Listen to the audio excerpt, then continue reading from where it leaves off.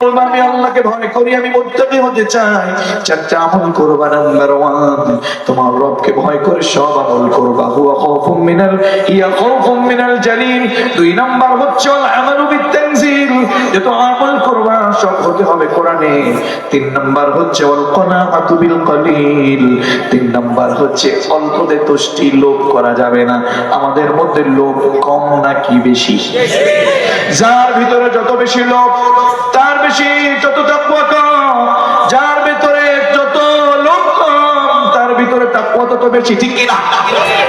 4 নম্বরে ওয়াল ইস্তিআদাদু লিয়াউমির রাহিল, মৃত্যুর জন্য চূড়ান্ত প্রস্তুতি গ্রহণ করতে হবে, ঠিক কি না?